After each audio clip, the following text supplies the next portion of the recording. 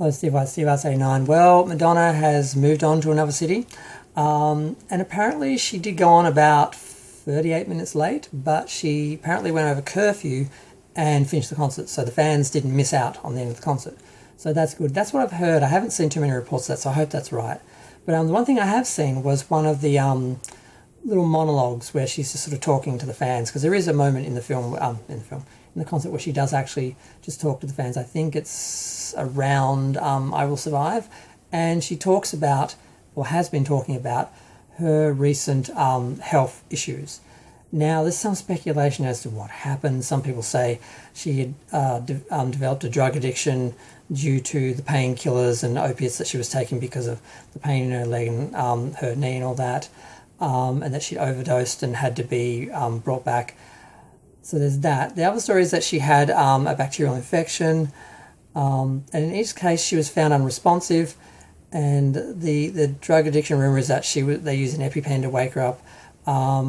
The other story seems to be that she was actually taken to the hospital unconscious, and she was out of it for a few days. And then another story that she seemed to tell tonight that I hadn't heard, a variation, was that she was actually put into a coma for several days, and that she had said before she'd lost several days of her life. I just thought that meant she was in the hospital, so she couldn't do anything, she wasn't active. But she actually apparently was in a coma or unconscious for several days. That's something I hadn't heard, or on that level, that it was actually induced. Now, whether she was brought in unconscious and they just kept her unconscious so she could heal, or whether they brought her to but then put her into a coma, I don't know exactly how that went. I wasn't there. It's kind of hard to piece together what happened. But one of the things that she said that was very upsetting, and she sort of cried, and I felt it was genuine, because a lot of the time she talks to the audience and it's fake and it's scripted, and you see the same thing she says over and over again. But there seemed to be a real sort of moment where she was saying that, because she said that, I had to live for my children and, all that, and I've heard that speech before. But this time seemed to be real, where she was saying, I had sympathy for my mother, because it must have been really lonely for her and upsetting to be in the bed, in the hospital, and her children are at home and she can't be with them, knowing that she wasn't going home to them, that she was going to die. Whereas she knew that she was going to get better and she was going to go back to her children, but to sort of have that moment and sort of feel what her mother must have felt.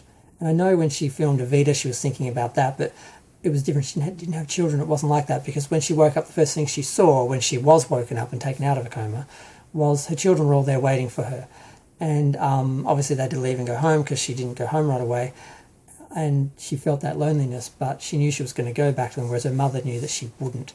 And it's kind of heartbreaking to hear that story, and sort of have her sort of be in her mother's shoes for a second and sort of feel what that must have been like for her. And I felt that was a genuine moment, and I don't feel like she has that many of them when she does her monologues, because they're usually sort of scripted or rehearsed, or she does, they do the same thing over and over again. Same with Cher. I heard the same story 4 nights in a row when I saw Cher here in Australia. I'm like, really, girl? Some people see the show more than once. You've got to sort of change it up a bit. I know it's scripted. I guess it's easier just to tell a script than just to tell, but I feel like, wouldn't it just be easier to just talk? And that's what we want, the connection. We just want to talk to you for a minute. So we sort of got an extra bit of that in the London show, where there was a fault and she spent like 10 minutes talking about her sort of life in New York and that. But this segment where she talks about her children and her near-death experience, it does seem to sort of be, I guess it's sort of part of the show in that way. But this seemed like a real sort of moment, sort of talking. And I guess there's some therapeutic element to this, because I think Madonna is someone who hasn't undergone extensive therapy. I think she should, between her mother dying when she was young and being sexually assaulted when she was 19, and dealing with the misogyny and the abuse from critics and that over the years, particularly in the sex era and that. I think she could have really could have benefited from some therapy, honestly. And I think talking about this stuff is probably helping her a bit, and she's verbalizing some of this stuff that's probably she's been feeling in the back of her head but hasn't actually spoken about yet. And that's why I think she had this honest moment, and I think she was really crying, and I don't feel like I've felt genuine like emotion from her in a lot of her talks for a while. So I was crying too. I'm like, oh, this is real. She's becoming conscious of this as she's talking about it. She's sort of verbalizing this, what she's been thinking or feeling, and it's real for her. And it's sort of beautiful in a way that she's being open and vulnerable with the audience like this.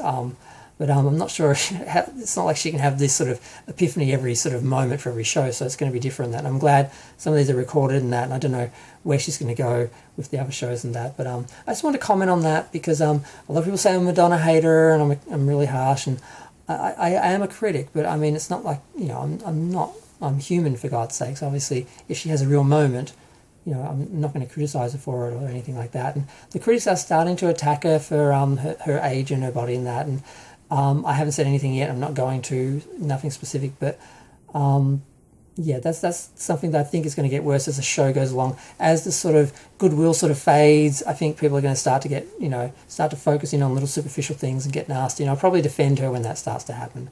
But either way, I'm going to go. Feel free to share, like, comment, subscribe. Let me know what you think.